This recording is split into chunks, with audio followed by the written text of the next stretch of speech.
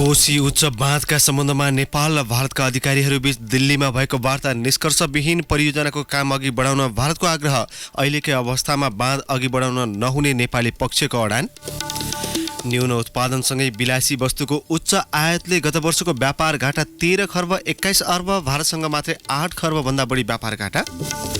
तराईमा डुबान समस्याका कारण सर्पदंशका घटनामा वृद्धि, सर्पले डसेर 15 जनाको मृत्यु, 400 भन्दा बढी बिरामी। हङकङको शान्तिपूर्ण आन्दोलनमा प्रहरीको दमन, आन्दोलन थप हिंसात्मक बन्दै। र बङ्गलादेश विरुद्धको 1 दिवसीय सिरिज घरेलु टोली श्रीलङ्कालाई दोस्रो वनडेमा श्रीलङ्का 7 विकेटले विजयी। नमस्कार, कान्तिपुर डायरीका साथमा शर्मिला र म अनिल। सुरु गरौँ मुख्य प्रसङ्गबाट।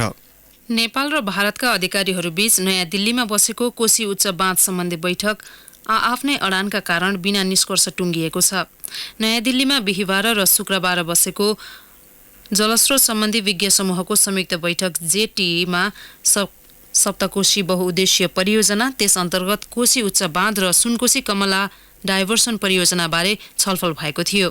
बैठकमा सहभागी एक नेपाली सरकारी अधिकारीका अनुसार नेपाली पक्षले अहिलेको अवस्थामा सप्तकोशी उच्च बाँध परियोजना अघि बढाउन नसकिने भन्दै विराटनगर स्थित संयुक्त कार्यालयलाई निरन्तरता दिने कि नदिने भन्ने प्रश्न उठाएको थियो। भारतीय पक्षले भने कार्यालयलाई निरन्तरता दिँदै परियोजनाको काम अघि बढाउनु पर्नेमा जोड दिएको थियो। बैठकमा सहभागी एक नेपाली अधिकारीले भने बैठकमा अहिलेकै अवस्थामा सप्तकोशीमा उच्च बाँध बन्न सक्दैन भन्ने प्रष्ट सन्देश दियौं। उच्च राजनीतिक तहबाट परियोजनाको समग्र पुनरावलोकन नभएसम्म ठोस प्रगति नहुने हाम्रो भनाइरह्यो। स्रोतका अनुसार नेपाली पक्षले त्यस्तो धारणा राखेपछि भारतीय पक्षले भने परियोजनालाई कम्तीमा अहिलेकै अवस्थामा भए पनि निरन्तरता दिनुपर्ने धारणा राखेको थियो। बैठकमा नेपाली पक्षको नेतृत्व विद्युत विकास विभागका महानिर्देशक मधु प्रसाद भेटवाल र भारतीय पक्षको नेतृत्व केन्द्रीय जलस्रोत बोर्डका सदस्य आरके सिन्हाले गरेका थिए। मुलुकको व्यापार घाटा 13 खर्ब 21 अर्ब रुपियाँ पुगेको छ। यो गत वर्षको बजेटभन्दा 6 अर्ब रुपियाँले बढी हो। भन्सार विभागका अनुसार आर्थिक वर्ष 2075-76 मा व्यापार घाटा 13.55% बढेको छ। आर्थिक वर्ष 2074-75 मा व्यापार घाटा 11 खर्ब 63 अर्ब 74 करोड रुपियाँ थियो। 2075-76 मा मुलुकको कुल व्यापारको आकार 15 खर्ब 15 अर्ब 64 करोड रुपियाँ पुगेको थियो, जसमध्ये 14 खर्ब 18 अर्ब 13 करोड रुपियाँको आयात भयो भने 97 अर्ब 10 करोड रुपियाँको मात्रै निर्यात भएको छ। आयात व्यापार 13.93 र निर्यात व्यापार 19.36% बढेको विभागले जनाएको छ। न्यून उत्पादनसँगै विलासिताका वस्तुको आयात वृद्धिले व्यापार घाटा बढाउन सघाएको छ। विज्ञहरूका अनुसार मुलुकभित्र उत्पादनसँगै उत्पादकत्व वृद्धि हुन सकेको छैन। कृषि क्षेत्रको जनशक्ति समेत पलायन हुँदै गएको छ। यसले मुलुक कृषिजन्य वस्तुमा समेत परनिर्भर हुन परेको छ। पूर्व वाणिज्य सचिव पुरुषोत्तम ओझाले भन्नुभयो, मुख्यतः उत्पादन नै छैन, कृषिका लागि जनशक्ति छैन, खेतीका लागि मौसममा भर पर्नुपर्ने बाध्यता छ। खेतबारी बाँझिएर कृषिजन्य वस्तुमै परनिर्भर बन्नुपर्ने बाध्यता छ। भन्सार विभागका अनुसार पेट्रोलियम पदार्थ, स्टिल तथा फलाम, मेसिनरी, यातायात र पाटपूर्जा, खाद्यान्न लगायतको उच्च आयात छ। पहिलो नम्बरमा इन्धन आयात पर्छ। खाद्यान्नमा गत आर्थिक वर्षमा 51 अर्ब रुपियाँ बाहिरिएको छ।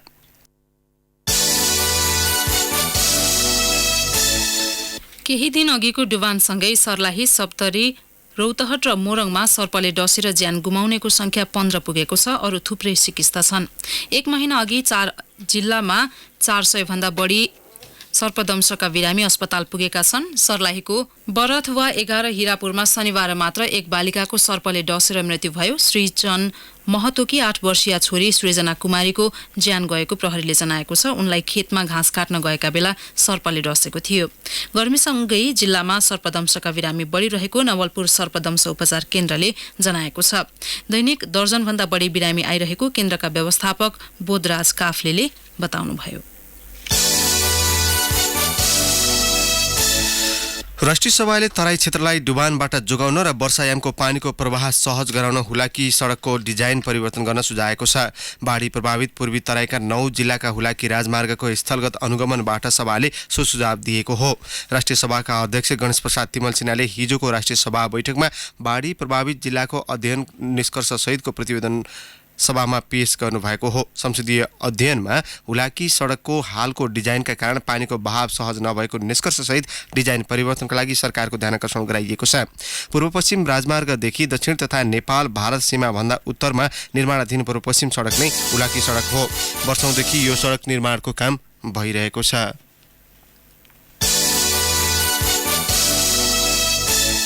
प्रदेश 2 सरकारले बाढी र डुबानबाट पीडितलाई राहत र क्षतिग्रस्त संरचना पुनर्निर्माणका लागि संघीय सरकारसित 25 अर्ब रुपियाँ माग गरेको छ। मुख्यमन्त्री लालबाबु राउतले आइतबार प्रधानमन्त्री केपी शर्मा ओलीलाई भेटेरै बाढीबाट प्रदेशमा भएको क्षतिबारे जानकारी गराउँदै बजेट माग गर्नुभएको हो। प्रधानमन्त्री निवास बालुवाटारमा भएको भेटमा मुख्यमन्त्री राउतले प्रधानमन्त्री ओलीलाई बाढीबाट प्रदेश 2 मा 37 जना भन्दा बढीको मृत्यु भइसकेको र हजारौं परिवार घरबार विहीन भएको बारे ब्रिफिङ गर्नुभएको थियो। पार्टीको आन्तरिक संरचना गठन गर्दा निर्वाचनबाट गर्ने कि सहमतिबाट भन्नेमा कांग्रेसका नेताहरू विभाजित देखिएका छन्। केन्द्रीय कार्यसमिति बैठकमा जारी बहसमा पार्टी सभापति शेरबहादुर देउवा पक्षीय केन्द्रीय सदस्यहरू सहमतिबाट गठन गर्नुपर्ने पक्षमा एकमत देखिएका छन्, तर संस्थापन इतर पक्षीय नेताहरू एकमत देखिनन्। संस्थापन इतरका अधिकांश नेताहरू निर्वाचनको पक्षमा देखिए पनि कतिपयले महाधिवेशन ढिलाइ हुने तर्क गर्दै सहमतिको वकालत गरेका छन्। राज्यको संघीय ढाँचा अनुरूप पार्टी संरचना गठनको विषय कांग्रेस बैठकको अहिले मुख्य एजेन्डा बनेको छ। संविधान जारीपछि संघीयताको व्यावहारिक अभ्यास सुरु भएको 4 वर्ष पुग्न लाग्दा पनि कांग्रेसको पार्टी संरचना संघीय ढाँचामा बनेको छैन। गत पुसको महासमिति बैठकमा विधान संशोधन भएपछि मात्रै कांग्रेसभित्र यो विषयले चर्चा पाएको हो। पार्टीको 14औं महाधिवेशन प्रक्रिया अघि बढाउन पनि कम्तीमा ओडा र संघीय निर्वाचन क्षेत्रीय कार्यसमिति गठन गर्नुपर्नेछ। हिजोको बैठकमा पूर्व महामन्त्री समेत रहेका नेता प्रकाशमान सिंहले सहमति गर्नुपर्छ भन्ने धारणाप्रति कडा प्रतिवाद गर्नुभयो। विधानले संक्रमणकालीन संरचना निर्वाचनबाट गर्नुपर्ने व्यवस्था गरेको छ। उहाँले विधानको त्यही व्यवस्थालाई टेकेर प्रतिवाद गर्नुभएको थियो। उहाँले विधान विपरीत नजान सभापति देउवालाई खबरदारी समेत गर्नुभयो। अर्का केन्द्रीय सदस्य रामशरण महतले पनि निर्वाचनबाटै स्थानीय संरचना गठन गर्नुपर्ने धारणा राख्नुभयो। पूर्व महामन्त्री कृष्णप्रसाद सिटौला, केन्द्रीय सदस्य अर्जुन नरसिंह केसी, मिनेन्द्र रिजाल लगायत केही सदस्य सहमतिको पक्षमा नरम देखिएका थिए। सरकारले सन् 2022 सम्म बाघको संख्या दोब्बरले बढाउने लक्ष्य राखेको छ। सन् 2018 को जनगणना अनुसार नेपालमा हाल 235 बाघ छन्। बाघको संख्या दोब्बरले बढाउने लक्ष्यमा प्रतिबद्धता जनाउँदाको समयमा जम्मा 121 वटा थिए। अबको 4 वर्षमा संरक्षणलाई प्रभावकारी बनाउन सके नेपाल विश्वमा अन्य मुलुकमध्ये लक्ष्यमा पुग्ने पहिलो मुलुक बन्न सक्ने आकलन गर्न थालिएको छ। संरक्षणमा सफलता हासिल गरेपछि अब बाघलाई जीवनोपयोगी क्षेत्रमा प्रयोग गर्ने अवधारणा अघि सारिएको छ। अवधारणा अनुसार नेपाल सरकारले आज पर्यावरण प्रवर्धनका लागि बाघ संरक्षण भन्ने सहित विश्व बाघ दिवस मनाउँदैछ। संरक्षणमा सफल हुँदै गर्दा बाघलाई बहुउपयोग गर्न सकिने पर्यटन क्षेत्रलाई ध्यानमा राख्दै कार्यक्रम तय भएको राष्ट्रिय निकुञ्ज तथा वन्यजन्तु संरक्षण विभागका सूचना अधिकारी विष्णु श्रेष्ठले जानकारी दिनुभयो। उहाँले भन्नुभयो, हामीले संरक्षणमा उल्लेख्य उपलब्धि हासिल गरेका छौं। अब संरक्षणलाई प्रोत्साहन गर्दै जीविकोपार्जनको पाटोमा अगाडि बढाउने कार्यक्रम छ। सन् 2018 को राष्ट्रिय तथ्याङ्क अनुसार चितवन राष्ट्रिय निकुञ्जमा 93, बाँकेमा 21, पर्सामा 18, शुक्लाफाँटमा 16 र बर्दिया राष्ट्रिय निकुञ्जमा 87 बाघ रहेको जनाइएको छ। यसैबीच कञ्चनजङ्घा संरक्षण क्षेत्रमा कस्तुरी मृगको गणना सुरु भएको छ। विश्वकै दुर्लभ यो प्रजातिको मृगको संख्या यकिन गर्न गणना थालिएको हो। संरक्षण कर्मीका अनुसार नेपालमा 2000 देखि 2500 को संख्यामा रहेको अनुमान गरिएको छ। कञ्चनजङ्घा क्षेत्रमा मात्रै 4 देखि 500 को संख्यामा कस्तुरी हुनुपर्ने अनुमान गरिएको छ। अनुसन्धानकर्ता योगेश ढकाल नेतृत्वको टोलीले 3 वटा ब्लक बनाएर खोजी सुरु गरेको छ। गणनाका लागि कञ्चनजङ्घा संरक्षण क्षेत्रलाई वन्यजन्तु संरक्षण र पहुँचका आधारमा 4 वटा ब्लक बनाइएको छ। घुन्चा, ओलाङचुङ गोला र रामजेर ब्लकमा कस्तुरीको उपस्थिति राम्रो भएको ढकालले बताउनुभयो। उहाँले भन्नुभयो, घुन्चा ब्लकमा खाम्बाछेनतर्फ जाने जंगल र माथिल्लो क्षेत्रमा कुम्भकर्ण संरक्षित सामुदायिक वनमा यसको घनत्व बढिरहेको अनुमान गरेका छौं। ओलाङचुङ गोलामा दिङसा साम्बादेखि देउवा क्षेत्रको स्थानीयलाई राम्रो मानिएको छ। रामजेर ब्लकमा चौरामदेखि रामजेरसम्मको ब्लकमा धेरै घनत्व रहेको अनुमान टोलीको छ। गणनामा खटिएको टोलीले कस्तुरीको दिशा सङ्कलन गर्ने र प्रयोगशाला लगेर परीक्षण गर्दा अनुमानित संख्या निस्कने ढकालले बताउनुभयो। कान्तिपुर डायरीमा अब ब्रेकको पालो। ब्रेकपछि अब बाँकी प्रसङ्ग। सिन्धुलीको दुधौली नगरपालिका 9 को कमलाखोत क्षेत्रमा कमला नदीको बाढीले वर्षेनी उर्वर भूमि कटान गरेपछि सयौं कृषक अहिले सुकुम्बासी बनेका छन्। बाँकी रहेको खेत पनि नदी कटानको चपेटामा परेको छ। कमला नदीको कटानबाट वर्षेनी सोही नगरपालिकाको हतपते, निपाने, हर्साही, टाँडी, सिरथौली र कमलामाई नगरपालिकाका वडा नम्बर 8 देखि 14 सम्मका कृषक प्रभावित हुँदै आएको स्थानीय बताउँछन्। यस वर्ष कमला नदीले 10 बिघा भन्दा बढी धनहर खेत बगरमा परिणत गरिसकेको दुधौलीका दिपेन्द्र बुढाथोकीले जानकारी दिनुभयो। उहाँका अनुसार कमला नदी कटानको समस्या बढ्दो रूपमा देखा परेको 2 दशक भए पनि नियन्त्रण गर्न कुनै पनि निकायबाट प्रभावकारी काम हुन नसक्दा कृषक सुकुम्बासीमा परिणत हुने क्रम बढ्दै गएको छ। तत्कालीन व्यवस्थापिका संसदको अन्तर्राष्ट्रिय सम्बन्ध तथा श्रम समितिले विभिन्न मुलुकमा कार्यरत घरेलु नेपाली महिला कामदारलाई भेट्दै नभेटी श्रम स्वीकृतिमा रोक लगाउन सरकारलाई निर्देशन दिएको पाइएको छ। स्थलगत अध्ययनमा गए पनि समितिले नेपाली दूतावासमा भेटिएका केही पीडित महिलासँग मात्रै कुराकानी गरेको पाइएको हो। समितिको निर्देशनपछि सरकारले खाडी मुलुकमा घरेलु कामदार पठाउन रोक लगाएको थियो, जसको कारण वर्षौंदेखि खाडीमा रहेका घरेलु कामदारका रूपमा कार्यरत लाखौं पुरुष र महिला प्रभावित भए। करिब 1,39,000 घरेलु कामदार रोजगार गुम्ने डरले कम्तीमा 2.5 वर्षदेखि घर आउन पाएका छैनन्। स्वदेश फिरेर कामदार पुरानै रोजगारदाताको घरमा पुनः काम गर्न जान पाएका छैनन्। उनीहरूले समितिको निर्णयलाई सच्याउन माग गरेका छन्। राष्ट्रिय मानवाधिकार आयोगले समेत समितिको निर्णय औचित्यपूर्ण नरहेको निष्कर्ष निकालेको छ। चितवनको नारायणगढ मुगलिन सडक खण्डमा पुल बनाउन सरकारले बाटो खोलिदिएको छ। डबल लेनमा पुल अत्यावश्यक देखिएको भन्दै मन्त्री परिषदले ठेक्का मार्फत डिजाइन र निर्माणको काम अघि बढाउन स्वीकृति दिएको हो। सार्वजनिक खरिद नियमावली 2064 बमोजिम वातावरणीय अध्ययन समेत गर्ने गरी ठेक्का गर्ने स्वीकृति दिइएको सञ्चार तथा सूचना प्रविधि मन्त्री गोकुल बास्कोटाले जानकारी दिनुभयो। कानूनमा डिजाइन एन्ड बिल्डका सम्बन्धमा स्पष्ट उल्लेख नभएको भन्दै सडक विभाग अन्तर्गत पुल महाशाखाले मन्त्री परिषदमा निर्णय गरिदिन पत्र पठाएको थियो। पुल महाशाखाका प्रमुख दीपक भट्टराईले भन्नुभयो, कानूनमा वातावरणीय अध्ययन कहिले गर्ने, ठेक्का अघि कि पछि गर्ने भन्ने सँगै स्पष्ट थिएन। त्यसैले निर्णयका लागि मन्त्री परिषदमा प्रस्ताव पठाएका थियौं, स्वीकृत भएर आएको छ। यो खण्डमा 18 वटा पुल छन्। 4 वटाको ठेक्का लागेर धमाधम निर्माण कार्य भइरहेको छ। नेपाल प्रहरीको कार्यक्षेत्र खुम्च्याउने सांसदहरूको प्रस्तावप्रति प्रहरी महानिरीक्षक सर्वेन्द्र खनालले असहमति जनाउनु भएको छ। प्रतिनिधि सभाको राज्य व्यवस्था तथा सुशासन समितिमा प्रहरी विधेयक अन्तर्गत प्रहरीको काम, कर्तव्य र अधिकार सम्बन्धी दबावमा भइरहेको छलफलमा सांसदहरूले सुरक्षाको नाममा नेपाल प्रहरी, सशस्त्र र सेना खटाउने गरिएको चलनमा सुधार ल्याउनुपर्ने भन्दै अधिकार खुम्च्याउने प्रस्ताव गरेका थिए। सांसदहरूको भनाइ सुनेपछि महानिरीक्षक खनालले प्रहरी खटाइएका ठाउँको आवश्यकता र औचित्य पुष्टि गर्ने प्रयास गर्नुभयो। सांसदहरूले राजमार्ग, विदेशी कूटनीतिक नियोग, औद्योगिक क्षेत्र, राष्ट्रिय प्राथमिकता प्राप्त आयोजना लगायतका स्थानमा नेपाल प्रहरी आवश्यक नभएको सुझाव राखेका छन्। सांसद पम्फा भूषालले सेना र सशस्त्र खटाइएको ठाउँमा नेपाल प्रहरी नराख्न सुझाव दिनुभयो। उहाँले भन्नुभयो, नेपाल प्रहरीको भूमिका प्रष्ट हुनुपर्छ। सत्तापक्षका सांसद झपट रावलले कूटनीतिक नियोगमा पब्लिक रिलेसन आवश्यक नभएको भन्दै त्यस्ता ठाउँमा नेपाल प्रहरी नराख्दा हुने बताउनुभयो।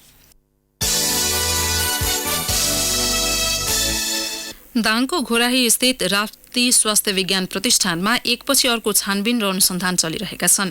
प्रत्येक छानबिन समितिले पदाधिकारीलाई कारबाही सिफारिस गर्छन्, कारबाही भने हुन सकेको छैन।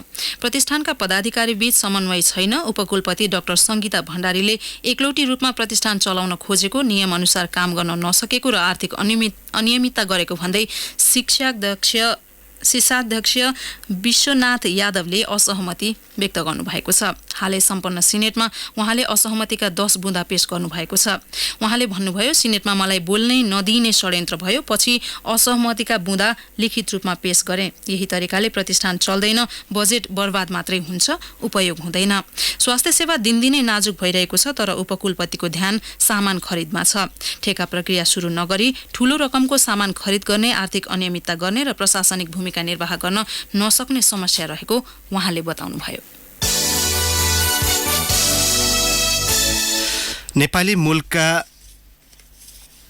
नेपाली मूलका एक विद्यार्थी न्युयोर्क सिटीको हाई स्कुल स्तरीय इन्जिनियरिङ प्रतिस्पर्धामा अब्बल ठहरिएका छन्। रिजनल ब्रिज वेल्डिङ कन्टेस्ट नाम दिएको इन्जिनियरिङ प्रतियोगितामा जीवन बास्तोला उत्कृष्ट भएका हुन्। सुर्खेतमा जन्मिएका 19 वर्षीय बास्तोलाले बनाएको काठको पुलले प्रतिस्पर्धामा अन्य सहभागीको डिजाइनलाई उछिनेको थियो।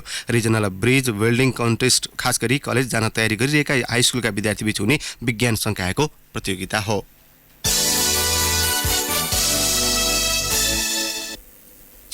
अब केही समाचार संक्षेपमा। मेडिकल काउन्सिलको चिकित्सक लाइसेन्स परीक्षामा ब्याचलर अफ डेन्टल सर्जरी बीडीएसमा 61 र एमबीबीएसमा 22% विद्यार्थी फेल भएका छन्। बीडीएसतर्फ 353 जना विद्यार्थी मध्ये 215 जना अनुत्तीर्ण भएका छन्।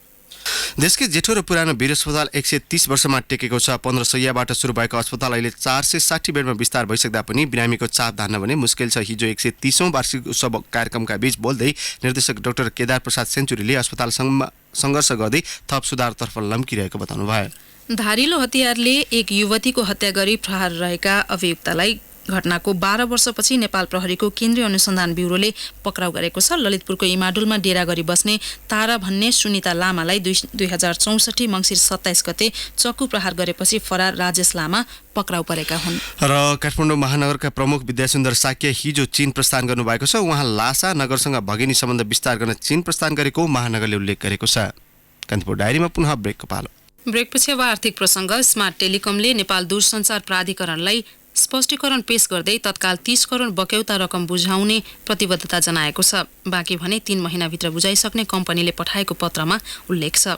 बक्यौता नतिरेको भन्दै प्राधिकरणले स्मार्ट सहित नेपाल स्याटेलाइट टेलिकम र अन्य कम्पनीलाई अनुमति किन खारेज नगरेको भन्दै 10 दिने स्पष्टीकरण सोधेको थियो। प्राधिकरणको सञ्चालक समितिको साउन 10 गते बसेको बैठकले स्पष्टीकरण सोध्ने निर्णय गरेको थियो। प्राधिकरणका अनुसार स्मार्ट टेलिकम प्रणालीले 2 अर्ब 59 करोड र नेपाल स्याटेलाइटले करिब 90 करोड बक्यौता तिर्न बाँकी छ।